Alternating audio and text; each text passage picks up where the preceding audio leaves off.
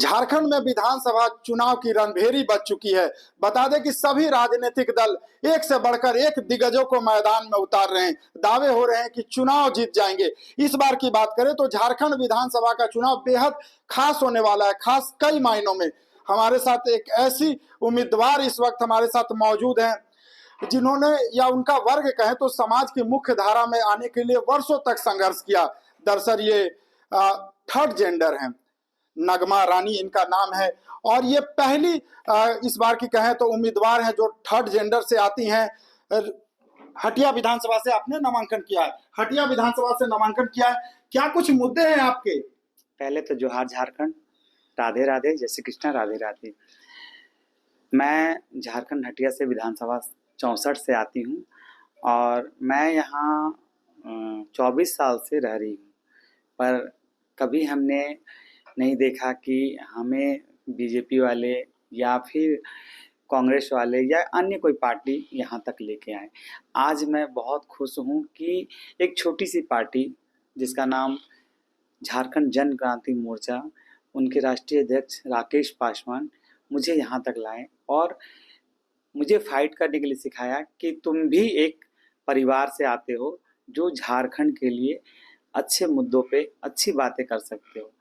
मैं बहुत अमूमन देखा जाता है कि जैसे आप लोग के समाज को लेकर के कि लोगों के घर में जब आप कोई खुशियां आती है, किसी बच्चे का जन्म होता है, शादी विवाह होता है, तो आप दुआ देने जाती हैं वहां पर, लेकिन इस बार आप आशीर्वाद लेने जाएंगी, दुआ उनका लेने जाएंगी वोट के रूप में। तो किस तरीके से जाएंगे और क्या कुछ मुद्दे रहेंगे, क्या बातें करेंगी?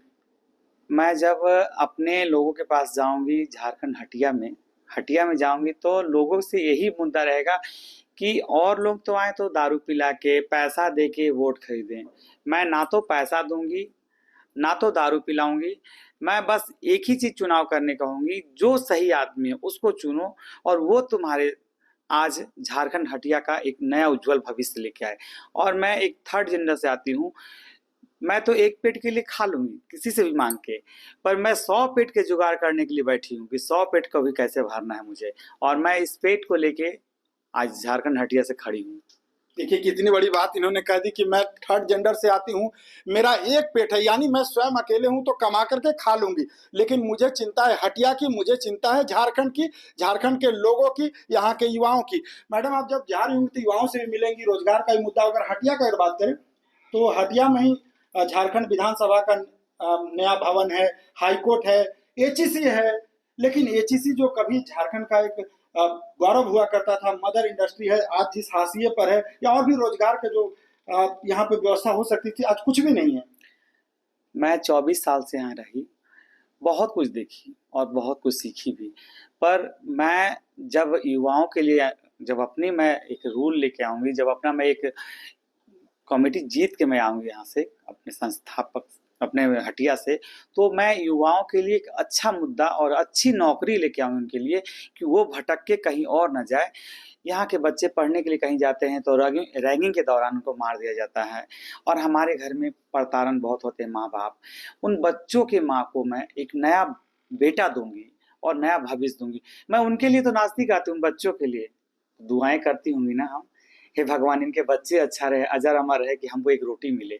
आज उन्हीं बच्चों के लिए मैं एक रोटी के लिए जुगाड़ करूंगी कि वो बच्चे मुझे समझे। मुझे कुछ नहीं चाहिए, मैं तो अपने लिए किसी से मांग के खा लूंगी 2 रोटियां, पर उन बच्चों के लिए मैं करूंगी जो बच्चे हमसे आशा लगाए रखे हैं। उन लड़कियों के लिए रखूंगी जो लड़कियां मुझसे आशा लगाए हैं कि माँ जीतेगी तो कुछ मेरे लिए करेगी, और मैं करके दिखाऊंगी इस झारखंड। आप संभवतः पहली उम्मीदवार होंगी जो थर्ड जेंडर से इस बार नॉमिनेशन करने वाली।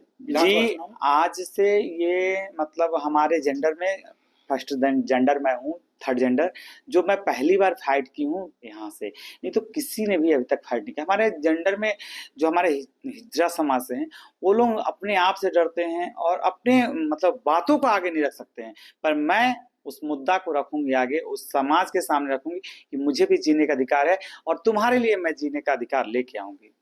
एक थर्ड जेंडर से बिलोंग करती है तो समाज में कई कठिनाइयों का आपने देखा होगा। बहुत कठिनाई देखी। आज भी मैं खड़ा हो रही हूँ तो हमारे समाज में सब डर रहे हैं कि ये खड़ा हो रही है तो क्या करेगी नहीं करेगी, हमारा रोजी रोटी। वो हमारा रोजी रोटी, हम तो मांग के वो खाएंगे, अच्छा, सादा मांग लोगों के। का कैसा रिस्पॉन्स मिल रहा है आपको? मैं लोगों के घर जाती हूँ, बहुत रिस्पॉन्स मिल रहा है। वो यही बोल रहे हैं कि एक नया चेहरा उभर के आया है, इनको देखो, समाज के आगे ही खड़ा हो रही है तो अच्छा ही करके जाएगी।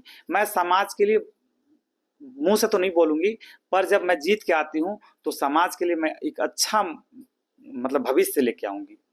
इतना कहा मैं जाता है कि आप लोगों की जो दुआ होती है वो किसी के लिए काफी कारगर होती है, जीवन बदल देती है। तो क्या उम्मीदें लेकर के जा रही हैं? लोगों का मतलब रिस्पांस मिल रहा है, लग रहा है कि आपको इस बार समर्थन मिलेगा? जी, मुझे बहुत समर्थन मिल रहा है।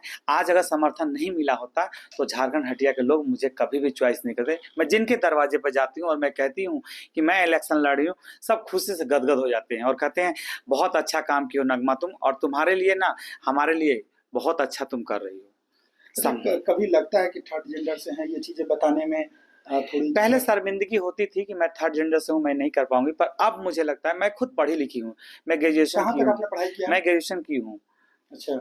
और मैं पढ़ी लिखी हूँ और मैं समाज से फाइट करना चाहती हूँ, लड़ना चाहती हूँ कि मुझे भी समाज का अंग बना और मुझे भी समाज के साथ जीने दो, और मैं समाज के लिए एक अच्छा सा भविष्य लेके आना चाहती हूँ। अच्छा, जिस राह पे आप निकली हैं, राजनीति की राह पे, तो कोई तो रोल मॉडल रहे, किन्हें देख करके ये प्रेरणा जी। मिली, ये साहस मिला कि जी। मुझे भी पढ़ना चाहिए? इससे पहले मैं समाज सेवा करती थी, किन्हीं के घर में शादियां होती थी तो जब उनके घर में पैसा वैसा नहीं होता था, थोड़ा दिक्कत होता था, मैं वहाँ पैसा लेके खड़ी रहती थी कि भाई तुम लो अपनी बेटी का शादी करो, चाहे तुम अपने बेटे का शादी करो। कोई बूढ़ी गरीब है, चाहे कोई भी, अपना भी कपड़ा देके मैं उनका तन ढकती थी, इसलिए ढकती थी कि समाज से मैं आती हूँ, मैं भी एक बेटी हूँ तो वो भी कहीं का माँ बेटी है, तो उनको भी मैं अपना इज्जत देती थी। अच्छा, आपके पसंदीदा नेता कौन है? हमारे पसंदीदा तो अभी तो कोई नहीं है। कोई नेता जिन्हें देख करके लगा हो कि इनकी तरह आगे बढ़ना चाहिए, समाज के लिए कुछ कोई करना नहीं है, चाहिए? कोई नहीं है। अभी कोई, क्योंकि वो समाज के लिए तो अभी तो कुछ किए ही नहीं। मैं तो यहाँ 24 साल से हूँ, कोई भी 24 साल। राजनीतिक दल आपके समाज के लिए थर्ड जेंडर कुछ भी नहीं किया? जब मैं कोरोना पीड़ित थी, मेरी गुरु कोरोना में डेथ कर गई, हमें कोई नेता या कोई अभिनेता या कोई हमारे दरवाजा झांकनी है, जब भी झांकने आए तो ये हमारे झारखंड वाले, ये हमारे हटिया वाले, ये 64 विधानसभा के लोग हमें झांकने, और एक वक्त का रोटी दिया। मैं उनके बच्चों के लिए, उनके परिवार के लिए सदा खुश, मतलब खुशी का दुआ दूंगी, और यही दुआ दूंगी भगवान इनके बाल बच्चे, इनके परिवार को खुश रखे, इनके घर में इतनी खुशियां दे कि एक रोटी हमें भी नसीब हो। उनका भी दुआ आपको मिल रहा है? उनका उनका आशीर्वाद बहुत मिल रहा है? बहुत बहुत मिलेगा? बहुत आशीर्वाद मिलेगा।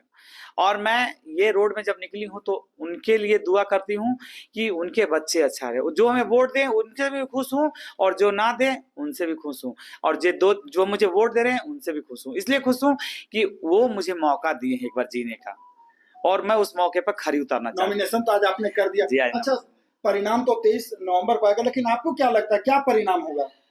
मुझे परिणाम का बहुत बेहद उम्मीद है कि मैं जीत के आऊंगी, और मैं झारखंड हटिया में 64 विधानसभा में अपना झंडा गाड़ के आऊंगी। अच्छा, चलिए, आप तो निर्दलीय आएंगी, जब सरकार बनेगी तो स्वाभाविक है कि इंडिया गठबंधन या एनडीए गठबंधन, आपकी पसंदीदा या आप किसे सपोर्ट करेंगी?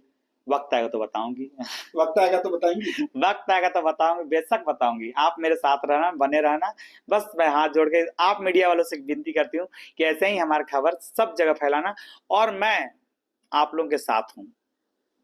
बिल्कुल, ये नगमा रानी है। और बता दें कि इस बार झारखंड का चुनाव काफी रोचक होने जा रहा है, उसमें भी अगर हटिया विधानसभा की बात की जाए तो काफी रोचक होगा। रोचक कई मायने में, पुरुष और महिला उम्मीदवारों को तो लोगों ने देखा ही था, लेकिन इस बार पुरुष महिला के साथ थर्ड जेंडर भी मैदान में है, और एक ऐसा वर्ग जिसने वर्षों संघर्ष किया इस मुख्य धारा में अपने आप को स्थापित करने के लिए, उस संघर्ष को लेकर ये हटिया की जनता के बीच जा रही हैं। और इनका ये कहना है कि 24 वर्षों तक मैं हटिया में सेवा की हूँ, एक बार मुझे भी मौका मिलना चाहिए।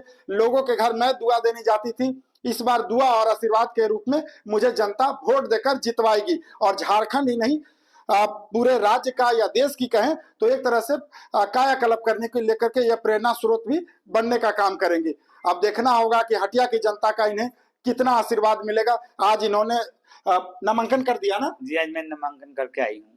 नामांकन आज कर दिया है। बता दें कि प्रथम चरण में इनका जो फर्स्ट फेज में आज हटिया का नामांकन हुआ। 25 अक्टूबर तक नामांकन चलना है, और बता दें कि 13 नवंबर को मतदान होगा दूसरे चरण का, 20 नवंबर को, वहीं 23 नवंबर को बात करें तो झारखंड के भाग्य का फैसला हो जाएगा। अब देखना होगा कि नगमा रानी के पक्ष में कितना फैसला होता है। TV9 के लिए रांची से मैं अशोक कुमार।